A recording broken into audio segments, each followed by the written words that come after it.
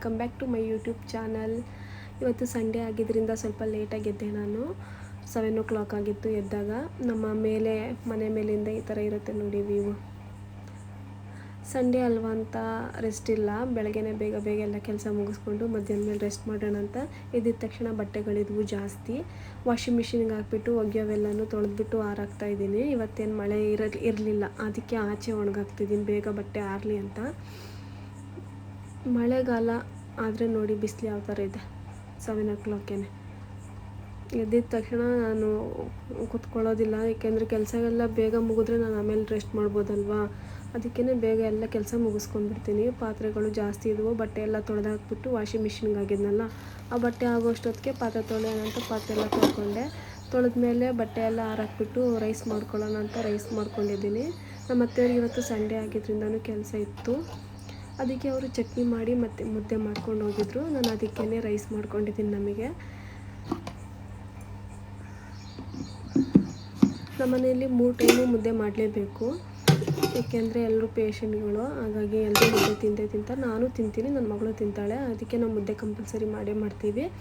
ನನ್ನ ಬೆಳಗಿನ ಮೆನು ಈ ಥರ ಇತ್ತು: ಸಾಂಬಾರು, ರೈಸು ಮತ್ತು ಚಟ್ನಿ. ನನ್ನ ಮಗಳು ನನಗೂ ತಿನ್ಸಮ್ಮ ಅಂದ್ಬಿಟ್ಟು ಕೂತ್ಕೊಂಡು ಅವಳಿಗೂ ತಿನ್ನಿಸ್ಬಿಟ್ಟು ನಾನು ತಿಂದೆ.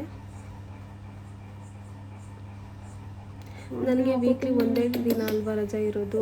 ನನ್ನ ಮಗಳ ಜೊತೆ ಅವತ್ತೇ ನಾನು ಟೈಮ್ ಸ್ಪೆಂಡ್ ಮಾಡ್ತೀನಿ. ನನ್ನ ಜೊತೆ ಆಟ ಆಡ್ಕೊಂಡಿದ್ವಿ ಇವತ್ತೆಲ್ಲ. ಸರಿ ಅಂತ ಮಧ್ಯಾಹ್ನ ಚಿಕನ್ ತಂದಿದ್ರು. ಚಿಕನ್ ಸಾಂಬಾರಿಗೆಲ್ಲ ರೆಡಿ ಮಾಡ್ಕೊತಾ ಇದ್ದೀವಿ.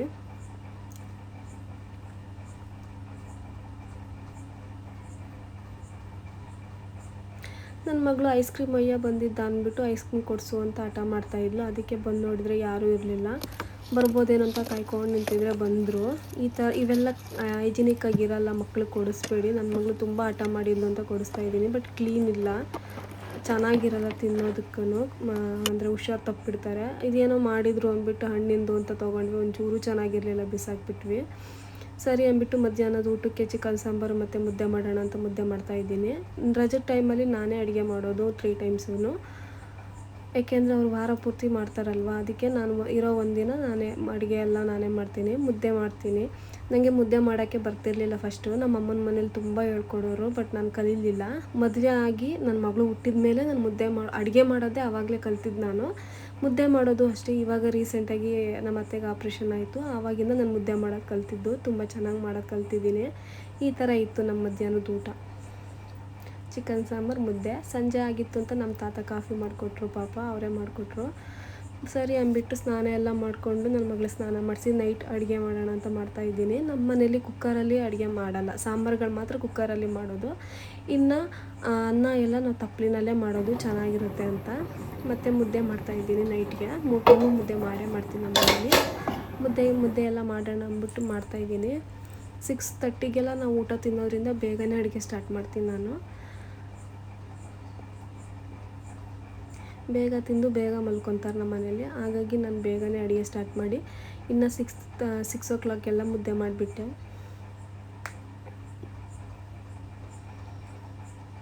ಮುದ್ದೆ ಮಾಡೋಕ್ಕೆ ಬರ್ತಿರ್ಲಿಲ್ಲ ನನಗೆ, ಬಟ್ ಮುದ್ದೆ ಮಾಡೋ ಅಷ್ಟು ಈಸಿದು ಯಾವ ಅಡುಗೆನೂ ಇಲ್ಲ, ಬೇಗ ಮಾಡಿಬಿಡ್ಬೋದು. ನಾವೆಲ್ಲ ಮುದ್ದೆ ಮತ್ತು ಚಿಕನ್ ಸಾಂಬಾರು ತಿಂದರೆ ನಮ್ಮ ಮನೆಯವ್ರಿಗೆ ಚಪಾತಿ ಬೇಕು ಅಂದರು. ಅದಕ್ಕೆ ಚಪಾತಿ ಮಾಡ್ತಾಯಿದ್ದೀನಿ ಅವ್ರಿಗೆ.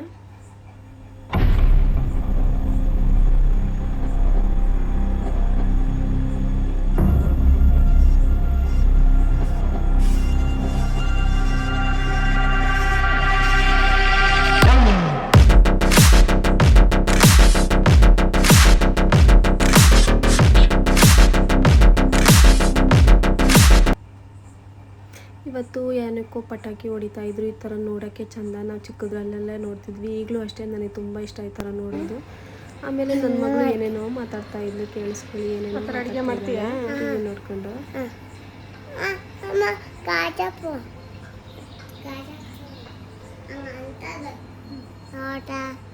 ಆಮೇಲೆ ಚಪಾತಿ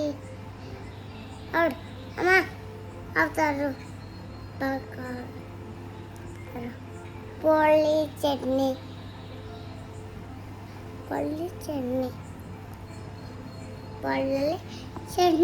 ಹಿಕ್ಕು. ಸರಿ ಅಂತ ಮೇಲೆ ಮಲ್ಗೋಕ್ಕೆ ಬಂದೆ ನಾನು. ಇವತ್ತಿನ ನೈಟು ಈ ಥರ ಇತ್ತು ವೇವು. ಇವತ್ತು ಜಾಸ್ತಿ ವೀಡಿಯೋ ಮಾಡೋಕ್ಕಾಗಲಿಲ್ಲ, ನಾಳೆ ಮಂಡೇ ಅಲ್ವಾ, ಅದಕ್ಕೆ ಬೇಗ ಮಲ್ಕೊಂಡು ಬೇಗ ಎದ್ದೇಳೋಣ ಅಂತ ಬಂದೆ. ಇವತ್ತಿಗೆ ನಾನು ವೀಡಿಯೋ ಮುಗಿಸ್ತಾ ಇದ್ದೀನಿ. ಸಬ್ಸ್ಕ್ರೈಬ್ ಮಾಡಿ ಫ್ರೆಂಡ್ಸ್. Good night.